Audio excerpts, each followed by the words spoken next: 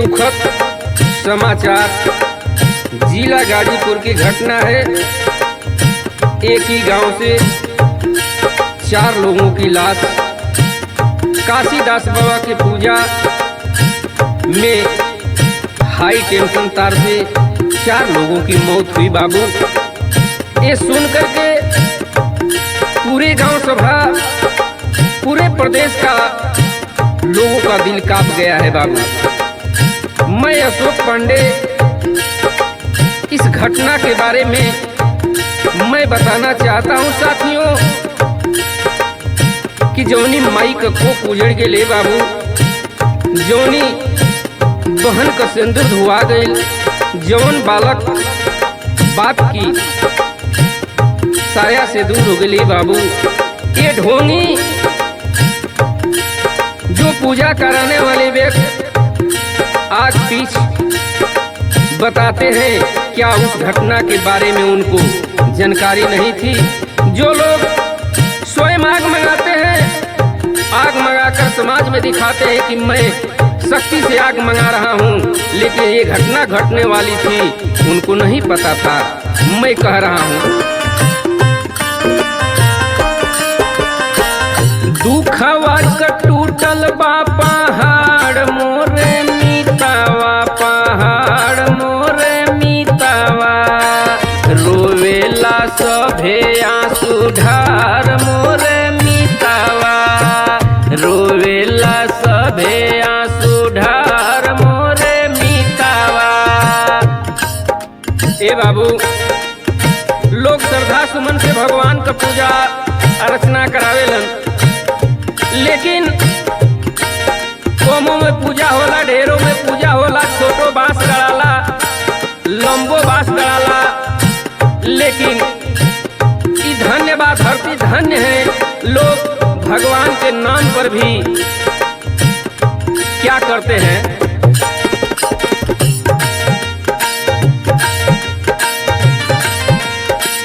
श्रद्धा सुमन से लोग पूजा है करावे, श्रद्धा सुमन से लोग पूजा है करावे, दूधवा के खपर बाबा तोह के चढ़ावे, दूधवा के खपर बाबा तोह के चढ़ावे।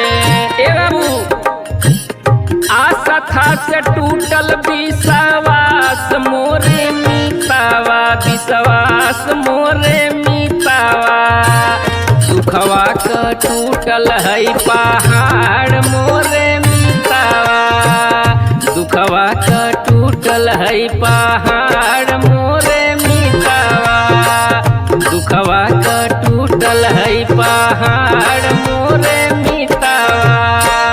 ए बाबू, आस्था से हर धर्म के लोग हर देवी देवता को मानते हैं। मैं अशोक पांडे ये नहीं कहना चाहता हूँ मित्रों कि मैं पूजा का विरोध करता हूँ, मैं पूजा का सम्मान करता हूँ, लेकिन उस लोगों के बारे में मैं बताता हूँ कि जो लोग पूजा के समय आग मंगाते हैं, आदि शक्ति से आग को मंगाते हैं, और जो है कि हर नक्षत्र में बारिश बताते हैं, लेकिन एक घटना के बारे में क्यों नहीं बताए? पंथी जी रोजा रोजा पूजा है करावे, पूजा है करावे, रोजा पूजा है करावे, घटल है घाटा ना तो काहे ना बतावे, घटल है घाटा ना तो काहे ना बतावे। ए बाबू, पंथी जी पूजा कराते हैं,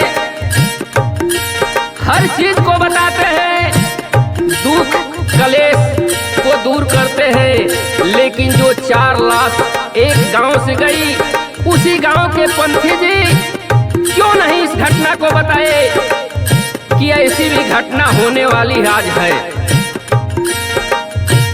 ढोंगियन कई है रोजगार मोरे मीतावा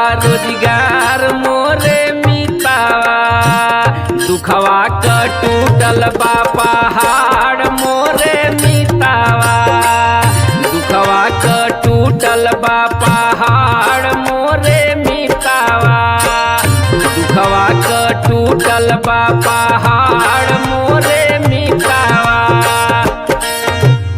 ए बाबू ई धन्य धरती पंथी जी पूजा करावेलन, आगे पीछे सब बात बता देलन, भूतपूर्व वर्तमान बीती हुई बात को बताते हैं, क्या होने वाला है उस बात को बताते हैं। लेकिन जब ये घटना घटने वाली थी इस बात को नहीं बता पाए। रोवेली माई हई छाती बिहराई, रोवेली माई हई छाती बिहराई, चारो हैलास कैसे चिता पर जलाई, चारो हैलास कैसे चिता पर जलाई। अंधविश्वास से है दूर रह मितावा, अरे दूर रह मितावा, दुखवा क टूटल बा पहाड़ मोरे